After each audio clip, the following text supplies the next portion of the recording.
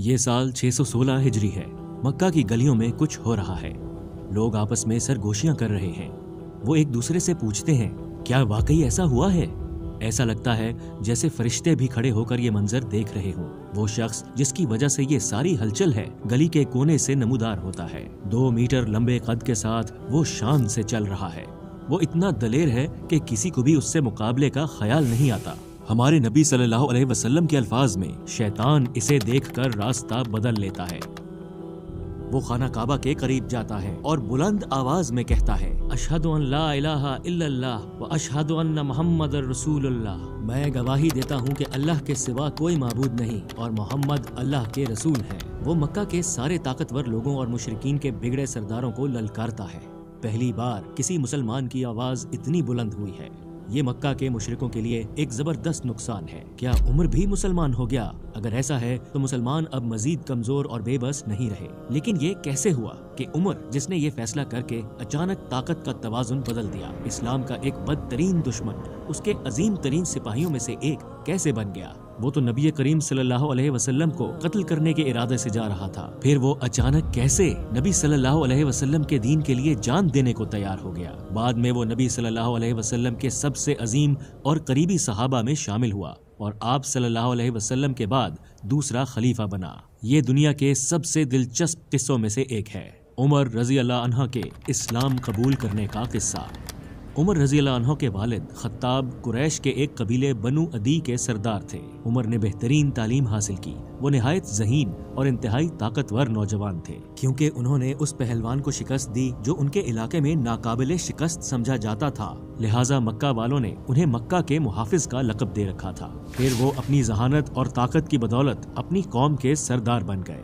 اسلام کے ابتدائی سالوں میں نبی کریم صلی اللہ علیہ وسلم دین کا پیغام کھلے عام نہیں بلکہ خفیہ طور پر پہنچا رہے تھے۔ جو لوگ اسلام کے قریب تھے، مسلمان ان تک اپنا پیغام چھپ کر پہنچاتے، اور جو اسلام قبول کر لیتے وہ اسے چھپاتے تھے۔ وہ اسلام کے بارے میں صرف ان لوگوں کو بتاتے جن پر انہیں اعتماد ہوتا اور جنہیں وہ مخلص سمجھتے۔ یہاں تک کہ مسلمانوں کے جمع ہونے کی جگہ بھی خفیہ تھی تاکہ مشرکین مکہ کی نظروں میں آنے سے بچا جا سکے۔ اگر تبلیغ کھلے عام کی جاتی تو یہ ممکن تھا کہ مسلمانوں کو بہت زیادہ مشکلات کا سامنا ہوتا، کیونکہ ان کی تعداد بہت کم تھی۔ جب یہ صورتحال کچھ عرصہ چلتی رہی تو شہر میں افواہیں پھیلنے لگیں۔ اس نئے مذہب کی خبر مکہ کے مشرک سرداروں تک پہنچنے لگی۔ شروع میں انہوں نے اس پر زیادہ توجہ نہیں دی، لیکن وقت کے ساتھ ساتھ ان کے کچھ رشتہ دار بھی اس مذہب کو قبول کرنے لگے۔ اس نئی صورتحال پر بات کرنے کے لیے انہوں نے دار الندوہ میں میٹنگز کی۔ یہ مکہ کی سٹی کونسل تھی۔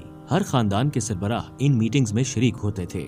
عمر رضی اللہ عنہ بھی بنو عدی کے سردار کے طور پر ان میں شریک ہوتے تھے۔ ان میٹنگز میں مختلف موقعوں پر کئی فیصلے کیے گئے تھے۔ ان میں سے ایک فیصلہ یہ تھا، ہر شخص اپنے قبیلے کے ان افراد کو قید، مار پیٹ اور تشدد کے ذریعے باز رکھے گا جو مسلمان ہو گئے یا ہونا چاہتے ہیں۔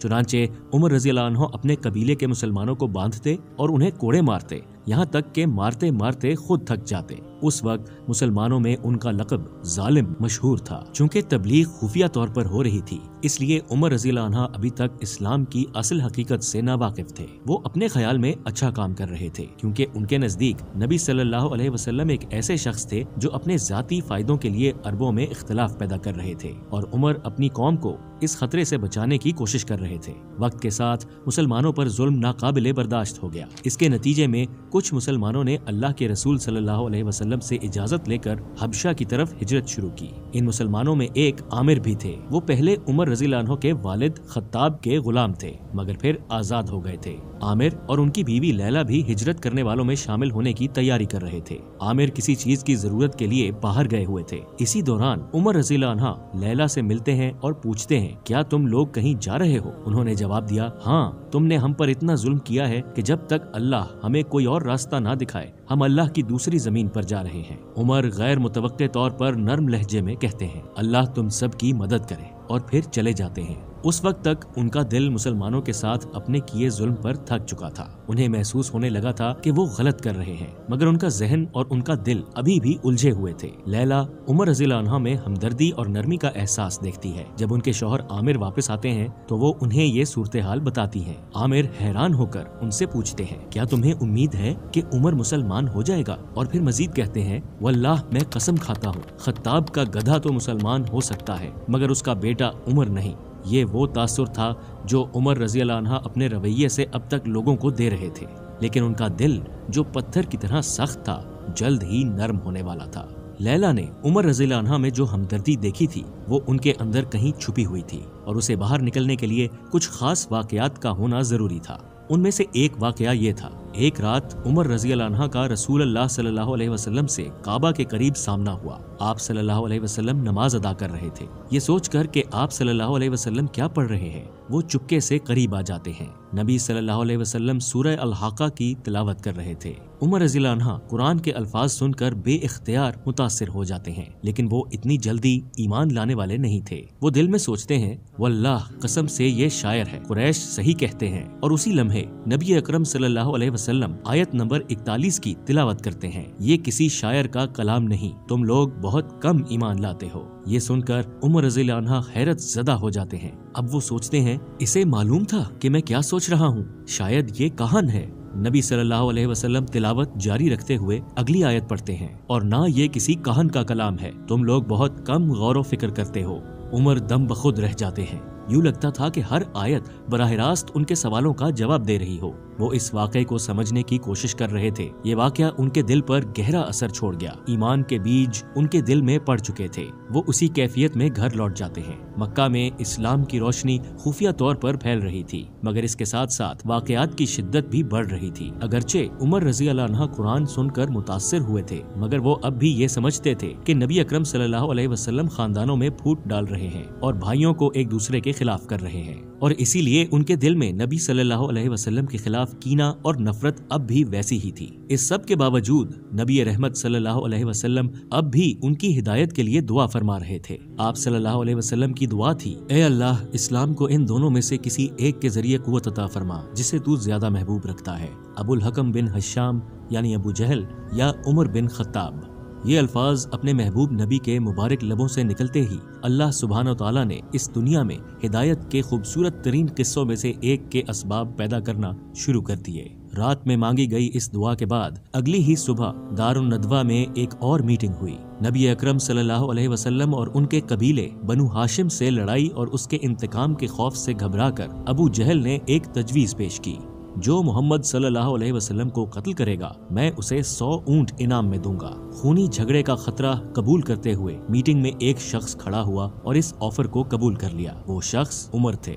उन्होंने सोचा कि ये मामला अब बहुत ज्यादा बढ़ चुका है और वो अपनी तलवार लाने के लिए फौरन उठ खड़े हुए। अल्लाह के रसूल सल्लल्लाहु अलैहि वसल्लम ने गुज़िश्ता रात जिन 2 अफराद का नाम लेकर दुआ की थी, उनमें से एक ने उनके सर की कीमत मुकर्रर कर दी और दूसरा उन्हें कत्ल करने के इरादे से निकल पड़ा। अगर गौर करें तो ये काम उमर रज़ियल्लाहु अन्हा के लिए खुदकुशी के बराबर था, क्योंकि नबी अकरम सल्लल्लाहु अलैहि वसल्लम के खानदान वाले यकीनन बदला लेते और उन्हें भी कत्ल कर देते। वो इस हकीकत से वाकिफ थे, मगर वो जवान, ताकतवर, मालदार और मुअज़्ज़िज़ होने के बावजूद अपनी जान कुर्बान करने के लिए तैयार थे। वो मौत के लिए तैयार थे, मगर अल्लाह उन्हें जाया करने वाला नहीं था। उन्हें मौत के रास्ते पर जिंदगी अता की जानी थी। उन्होंने अपनी तलवार ली और अपने हदफ को कत्ल करने घर से निकल पड़े। रास्ते में उनका सामना अपने रिश्तेदार नईम से हुआ। नईम ने उनसे पूछा, ए उमर, ये अपनी तलवार लिए कहाँ जा रहे हो? उमर ने जवाब दिया, मैं मोहम्मद को कत्ल करने जा रहा हूँ, जो कुरैश के मामलात में फसाद डाल रहा है और उनके माबूदों और बाप दादाओं की तौहीन कर रहा है। ये सुनकर नईम, जो खुद भी खुफिया तौर पर मुसलमान हो चुके थे,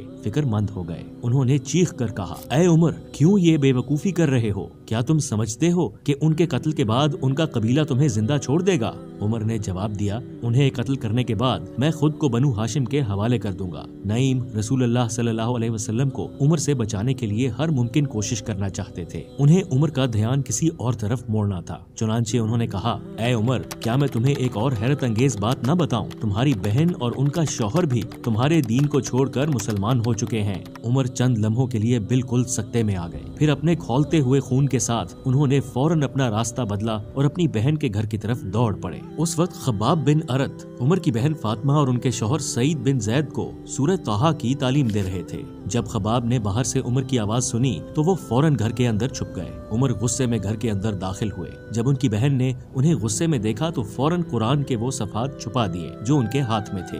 عمر چیخ کر اپنی بہن سے پوچھنے لگے، تمہارے گھر سے یہ آواز کیسی آ رہی تھی؟ جب ان کے بہنوئی نے جواب دیا، کچھ نہیں، ہم بس آپس میں بات کر رہے تھے، تو عمر کا غصہ اور بڑھ گیا۔ انہوں نے بہنوئی کو گردن سے پکڑ کر زمین پر دے مارا اور چیخے، تو جو میں نے سنا وہ سچ ہے، تم نے محمد کے دین کو قبول کر لیا ہے نا؟ جب فاطمہ نے اپنے شوہر کو بچانے کی کوشش کی تو وہ بھی ایک زوردار تھپڑ کے ساتھ زمین پر جا گری۔ ان کے منہ سے خون نکلنے لگا۔ فاطمہ اب مزید برداشت نہ کر سکیں اور بے خوف ہو کر انہیں للکارا، عمر، کیا تم سننا چاہتے ہو؟ تو سنو، جو کچھ تم نے سنا ہے وہ سچ ہے۔ میں نے تمہارے معبودوں کو چھوڑ دیا ہے، لات اور عزا کو رد کر دیا ہے۔ میں گواہی دیتی ہوں کہ اللہ کے سوا کوئی معبود نہیں اور محمد صلی اللہ علیہ وسلم اللہ کے بندے اور رسول ہیں۔ اب جو تمہیں کرنا ہے کر لو۔ عمر ایک لمحے کے لیے رک گئے اور سوچنے لگے کہ وہ کیا کر رہے ہیں۔ وہ اپنی بہن کی جرت پر حیران رہ گئے اور اس سبب کے بارے میں سوچنے لگے جس نے اسے اتنا مضبوط بنا دیا تھا۔ جب انہوں نے بہن کے چہرے پر خون دیکھا تو ان کے دل میں رحم پیدا ہوا۔ وہ اپنی بہن فاطمہ کی طرف مڑے اور کہا، وہ چیز مجھے دو جو تم پڑھ رہی تھی، میں وعدہ کرتا ہوں واپس کر دوں گا۔ کیا رسول اللہ صلی اللہ علیہ وسلم کی دعا قبول ہونے والی تھی؟ اپنے بھائی کی ہدایت کی امید میں انہوں نے کہا، تم پاک نہیں ہو کیونکہ تم اس عقیدے پر ہو جو اللہ کے ساتھ شریک ٹھہراتا ہے، لیکن قرآن کو صرف پاک لوگ چھو سکتے ہیں، تمہیں پہلے غسل کرنا ہوگا۔ عمر نے ان کے کہنے کے مطابق کیا۔ پھر انہوں نے وہ صفحات دیے جن پر قرآن کی آیات لکھی تھیں اور پھر عمر نے سورہ طٰہٰ کی ابتدائی آیات پڑھنا شروع کی۔ طٰہٰ، ہم نے تم پر قرآن اس لیے نازل نہیں کیا کہ تم تکلیف اٹھاؤ، البتہ یہ اس شخص کے لیے ایک نصیحت ہے جو ڈرتا ہو۔ اسے اس ذات کی طرف سے تھوڑا تھوڑا کر کے نازل کیا جا رہا ہے جس نے زمین اور بلند آسمانوں کو پیدا کیا۔ وہ رحمان کائنات کے تخت سلطنت پر جلوہ فرما ہے۔ جیسے جیسے وہ پڑھ رہے تھے ان کے دل کی سختی اور چہرے کا غصہ آہستہ آہستہ ختم ہو رہا تھا۔ وہ اپنی بہن اور بہنوئی کی طرف مڑے اور کہا، یہ کلام کتنا خوبصورت، کتنا معزز اور کتنا شاندار ہے، اس سے زیادہ خوبصورت اور شیریں کلام اور کوئی نہیں ہو سکتا۔ دونوں نے خوشی اور حیرت سے ایک دوسرے کی طرف دیکھا۔ عمر کے دل میں اب ان الفاظ کی مخالفت کی ضد باقی نہ رہی تھی، ان کا دل تسلیم کر چکا تھا۔ یہ سب کچھ سن کر خباب اپنے چھپنے کی جگہ سے باہر نکل آئے اور خوشی سے پکار اٹھے، عمر کے لیے خوشخبری ہو، رسول اللہ صلی اللہ علیہ وسلم نے اللہ سے دعا کی تھی کہ وہ اسلام کو تمہارے ذریعے قوت دے۔ عمر نے ان کی طرف رخ کیا اور کہا، مجھے بتاؤ رسول اللہ کہاں ہیں؟ جب خباب نے انہیں صفا کے قریب رسول اللہ کی موجودگی کا بتایا تو عمر روانہ ہو گئے۔ ہر قدم اٹھاتے ہوئے ان کے دل میں جوش مسلسل بڑھتا جا رہا تھا، ان کا دل خوشی سے بھرا ہوا تھا، مگر ابھی تک عمر نے اپنی تلوار نہیں چھوڑی تھی، کیونکہ اس وقت ان کے ذہن میں صرف ایک خیال تھا کہ وہ رسول اللہ صلی اللہ علیہ وسلم کے پاس جلد از جلد پہنچیں اور اپنے ایمان کا اعلان کریں۔ آخرکار عمر وہاں پہنچے اور دروازہ کھٹکھٹایا۔ جب صحابہ نے انہیں تلوار تھامے دیکھا تو وہ خوف زدہ ہو گئے۔ انہوں نے رسول اللہ صلی اللہ علیہ وسلم کو اطلاع دی اور آپ نے انہیں اندر آنے دیا۔ جب رسول اللہ نے عمر کو دیکھا تو فوراً ان کی تلوار کے پٹے کو پکڑ لیا اور فرمایا، اے اللہ، یہ عمر بن خطاب ہے، اے اللہ، دین کو عمر بن خطاب کے ذریعے قوت دے۔ ہدایت کے جوش سے لبریز عمر نے شہادت دی اور مسلمان ہو گئے۔ یہ منظر دیکھنے والے سب لوگ جوش اور اعتماد سے بھر گئے، کیونکہ عمر ان لوگوں کے لیے خوف کی علامت تھے جو عمر کے خلاف ہوتے تھے۔ لیکن اگر عمر اب مسلمان ہو چکے ہیں تو اس کا مطلب ہے اب ڈرنے کی کوئی ضرورت نہیں۔ تمام صحابہ مل کر بلند آواز میں نعرہ تکبیر لگانے لگے۔ اللہ اکبر! آواز اتنی بلند تھی کہ مکہ کی گلیاں گونج اٹھی۔ عمر رسول اللہ صلی اللہ علیہ وسلم کے پاس واپس آئے اور پوچھا، اے اللہ کے رسول، کیا ہم حق دین پر نہیں ہیں، چاہے ہم زندہ رہیں چاہے مریں؟ رسول اللہ صلی اللہ علیہ وسلم نے فرمایا، ہاں، तब उमर रजी अल्लाह अन्हा ने कहा, तो फिर हम अब तक छुपे हुए क्यों हैं? मैं कसम खाता हूँ उस अल्लाह की जिसने आपको हक दीन के साथ भेजा कि मैं बहादुरी के साथ बेखौफी से बगैर किसी हिचकिचाहट के हर मुशरिक की मजलिस में जाऊंगा और उनके सामने इस्लाम का ऐलान करूंगा। फिर रसूल अल्लाह सल्लल्लाहु अलैहि वसल्लम ने अहले ईमान को इजाजत दी कि वो अपने छुपने की जगहों से निकलें और खुलेआम इस्लाम की दावत दें। रसूल अल्लाह सल्लल्लाहु अलैहि वसल्लम सबसे आगे, उमर के दाएं जानिब और हमजा आपके बाएं जानिब, जबकि बाकी मुसलमान पीछे चल रहे थे। तमाम मुसलमान खाना काबा की तरफ चलना शुरू हो गए। यही वो मौका था जब उन्होंने पूरे शहर और कुरैश के सामने अपने आप को जाहिर कर दिया। सब लोग हैरत के साथ उनके गिर्द जमा हो गए। उसी लम्हे कुरैश के सरदारों को समझ आ गया कि अब हवा का रुख बदल चुका है। एक मशहूर सहाबी अब्दुल्ला इब्ने मसूद रजी अल्लाह अन्हा उमर रजी अल्लाह अन्हा का जिक्र इन अल्फाज में करते हैं। उनका इस्लाम कबूल करना फतह थी, उनकी हिजरत कामयाबी थी और उनकी खिलाफत रहमत थी। यकीनन उमर का ईमान मुसलमानों के लिए एक अजीम फतह और कुफार के लिए जबरदस्त शिकस्त थी। सिर्फ एक घंटा पहले के गैर मुस्लिम उमर और अब एक घंटे बाद इस नए मुसलमान उमर में जमीन आसमान का फर्क था। लोगों को तकलीफें देने वाले एक जालिम इंसान से वो अब एक ऐसे शख्स में तब्दील हो गए थे जो एक मक्खी को भी नुकसान न पहुंचाते। रसूल अल्लाह सल्लल्लाहु अलैहि वसल्लम के लाए हुए हिदायत के नूर ने उनके अंदर छुपा हुआ ईमान का नूर जगा दिया। उस दिन उमर के दिल में ईमान का बीज बोया गया और उस बीज से अल्लाह ने ज़मीर और अदल का एक बड़ा दरख्त उगाया। यहाँ तक कि उनकी खिलाफत के दौर में उन्हें आदिल का लक़ब दिया गया और ये अदल ऐसा था कि न सिर्फ इंसान बल्कि जानवर भी जुल्म से महफूज हो गए।